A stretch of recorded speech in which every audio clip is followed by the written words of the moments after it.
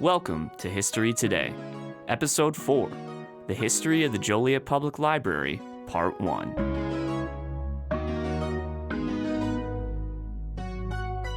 Once again, let's set the stage in order to tell the story of my, or rather our, beloved Joliet Public Library.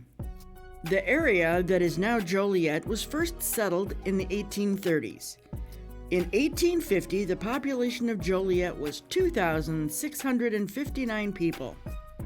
In 1852, Joliet was officially incorporated as a city. By 1870, the population of the city had reached 7,263. That's quite a jump in population for that period of time. A city of that size needed a public library. On September 1st, 1875, the Joliet City Council, taking advantage of a state law enacted 4 years prior, passed an ordinance establishing the Joliet Public Library. On March 7, 1876, the Joliet Public Library opened in the Cagwin Building, located at 102 West Jefferson. Miss Charlotte Aiken was the first librarian in charge of 750 volumes. In 1879, the library was moved to the Aiken Block, owned of course by Miss Aiken's father, and located on Jefferson Street between Chicago and Ottawa Streets.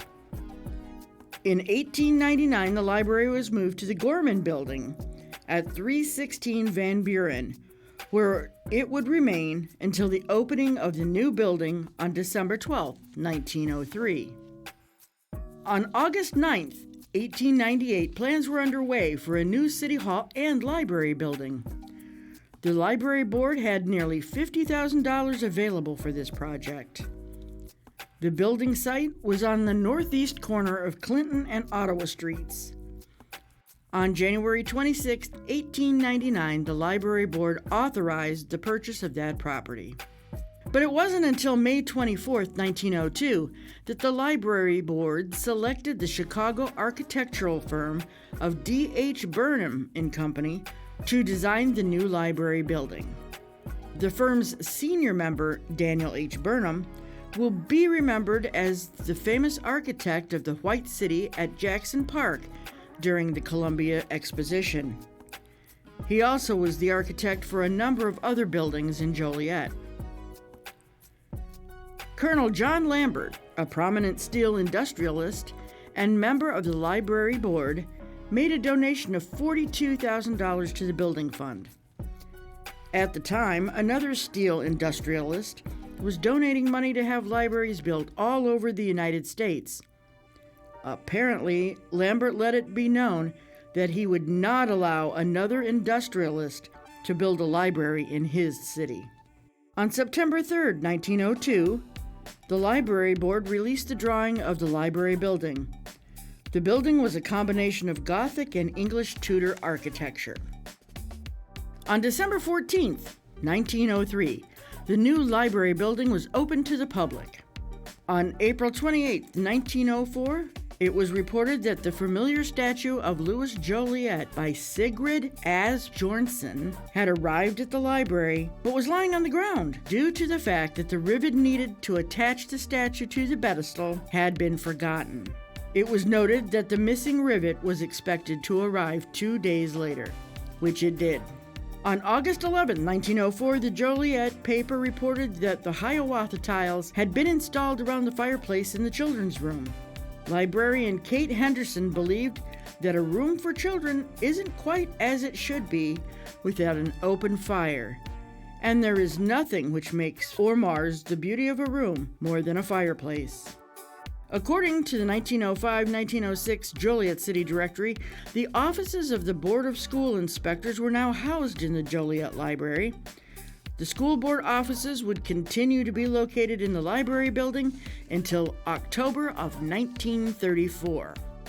In October 1911, the Joliet Public Library hosted an annual conference of the Illinois Library Association. It was reported that 75 delegates attended the conference, which was a much larger number than originally expected. In March 1919, the Joliet Evening Herald News wrote a story on the library decennial report, covering the operation of the library from 1908 to 1918, written by librarian Rena Berickman.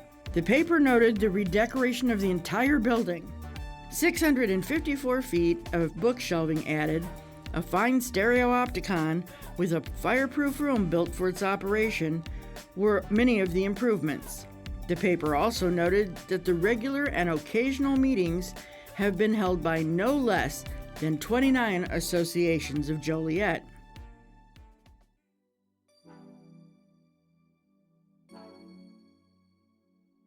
Check out these new and exciting programs coming soon to the Joliet Public Library. Money matters. Visit our Ottawa Street branch on Wednesday, May 7th from 6:30 to 7:30 p.m. to learn about budgeting, fraud prevention, and credit in this class by Heartland Bank of Plainfield. This event is for adults only. Registration is required. Make a fridge magnet. On Wednesday, May 7th from 3 to 4:30 p.m., stop by our Ottawa Street branch and make a beach-themed magnet using diamond painting. This event is for adults only. Registration is required. Paper Flower Workshop. Learn how to create beautiful and realistic paper flowers from 2 to 4 p.m. on Friday, May 16th at our Ottawa Street branch. All supplies will be provided. This event is for adults only. Registration is required. Plant Swap. Join us for our 3rd annual Plant Swap. Bring your plants, cuttings, seeds, or plant accessories to share with others and make new plant friends. This is an off-site event held in the Troy Township office parking lot on Sunday, May 18th from noon to 2 p.m. See the Joliet Public Library website for rules and restrictions. During the 1920s, the number of books held by the library continued to grow. By the end of 1929, there were 63,089 books on the shelves of the library. In October of 1927, the Joliet Public Library once again hosted sessions of the Illinois Library Association Annual Conference. It was noted that 175 librarians were in attendance. On May 24th of 1929, a turnstile had been installed in the library. The purpose was twofold. It was to allow the staff person to inspect all books leaving the library to ensure that those books had been checked out, and to shut off the library after 9 o'clock in the evening when meetings were being held on the 2nd floor. The economic depression that gripped the country during the 1930s affected the library in several ways. From 1930 to 1939, the size of the library collection grew by less than 1,000 volumes. With very little money available to purchase books, the library requested patrons to donate books to the library. In November of 1932, head librarian Rena Berickman expressed fear that the library would be closed. Only 1/6 of the expected income had been received. The library stayed open, however. More than once, the library was forced to shorten its hours of operation in order to save money. By September 20th of 1934, the school board had begun moving its offices from the library to the former Logan School on South Ottawa Street. The offices of the school board had been located in the library for nearly 20 years. By January 27, 1936, the new City Hall would open in the library building. Also noted was that the use of the new location would result in an annual rental savings of approximately $6,000. Offices of the Joliet City Government would be located in the library building until February of 1967. The 1940s were a time of relative stability for the Joliet Public Library. The collection grew steadily. By the end of 1948, there were over 80,000 volumes in the library shelves. In 1947, the library began having its newspaper collection microfilmed. The microfilm process would preserve photographic facsimiles of the papers indefinitely. In 1958, the basement of the library underwent extensive renovation. Cataloging, which at that time involved the checking and modification, if needed, of catalog cards and the placing of Dewey numbers on the books, was moved to a single office in the basement. Previously, each department had cataloged their own books. In 1965, the library began a bookmobile service, which lasted until 1982. In 1974, the library operated an East Branch that was at 606 Cass Street. That ran until 1982.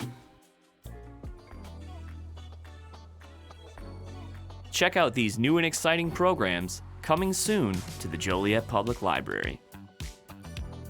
Big game night.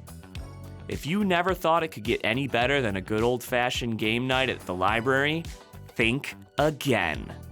Because not only do we have a variety of fun games for you and all your closest friends to enjoy, every single one of these games are comically large. Twice the size, twice the fun at the Joliet Public Library. Stop on by our Ottawa Street branch on Tuesday, May 20th from 6 to 8 p.m. Bring your friends and get ready for some big fun. This event is all ages. Registration is required. A Killer Among Us. Killers, fiends, and weirdos of Chicago's Gilded Age. Stop by our Ottawa Street branch on Thursday, May 22nd from 7 to 8 p.m. and listen to historian and entertainer Clarence Goodman share strange stories of Chicago's Gilded Age, including the advent of America's first serial killer, H.H. Holmes, and the sausage vat murderer. This event is for adults only. Registration is required. By the 1960s, the offices of the City of Joliet had outgrown the space available on the second floor of the library building. It was time for a new separate City Hall. In early 1967, that building, located at 150 West Jefferson Street, was completed. On February 15th of that year, the city offices located in the library building began the move to the new Joliet Municipal Building. The move was complete by March 15th. In 1967, the Joliet Public Library building became the headquarters of the newly created Burr Oak Library System. The system that was formed in accordance with the law passed by the Illinois legislature in 1965 to encourage cooperation among all types of libraries in promoting the sharing of library resources. The system included libraries located in Will, Kankakee, Grundy, and Kendall counties, plus the village of Lamont. The headquarters of the system would remain at the Joliet Public Library until relocating to Shorewood in 1976. In 1993, the Burr Oak and Starved Rock library systems merged to form the Heritage Trail library systems. In the 90s, more libraries merged to form the Prairie Area Library System. Eventually, there was another system merger that created RAILS, Reaching Across Illinois Library System. On April 12, 1970, the library now contained 95,000 books and also had phonograph records for loan, as well as films, talking books for the blind and physically handicapped, large print books, and framed art prints. In 1976, when the Burr Oak Library System relocated to its new home in Shorewood, the Joliet Public Library became the sole occupant of the Joliet Public Library building. In the fall of 1980, a $240,000 remodeling project was begun. Joliet Public Library improved lighting, updated restrooms, carpeting, and new pipes were installed. The main stairs were rebuilt, the entire second floor was remodeled and opened to the public. The outdoor ramp was installed, and the card catalog was being put on a computer system. On April 15, 1986, members of the library board and Director James Johnston met with the Joliet City Council to discuss property acquisition. August 20th, 1986, the Joliet Public Library received approval from the Joliet City Council to purchase the old Walgreens building on the northwest corner of Chicago and Clinton Street, directly adjacent to the library building. In February 1988, the library opened the Juvenile Literacy Center. The center offered children access to 8 Apple II computers and 300 software programs. On April 6, 1988, the Joliet City Council approved plans to build a 60,000 square foot addition to the library. On January 31st, 1989, it was reported that the library expansion might be scaled back due to the projected costs. It was also reported that with the city's growth westward, the library may have to build a structure further west in 10 to 15 years, meaning the downtown facility would not have to be as large as was proposed. On March 4, 1989, the members of the Joliet Redevelopment Architectural Review Committee had recommended a 36,000 square foot extension similar to the original building. The paper noted that, in a letter to the library board, the committee had stated that the architectural significance of the existing library, coupled with its prominent downtown location, demand that the proposed addition's exterior appearance be of the utmost importance. On April 18, 1989, the Joliet City Council had agreed to accept a proposal calling for a 49,000 square foot expansion with a design similar to that of the original building out for bid. And that, folks, is the end of part 1 of the history of the Joliet Public Library. Stay tuned for part 2 in about a month. Thank you. Join us next time for the next podcast, The History of the Joliet Public Library, Part 2. If you have any questions or concerns about the content of this podcast, please call Anneta Drilling, local history librarian, at 815-846-3112, or email her at adrilling@jolietlibrary.org. I'm Patrick Maloney, and I'll see you next time when history repeats itself.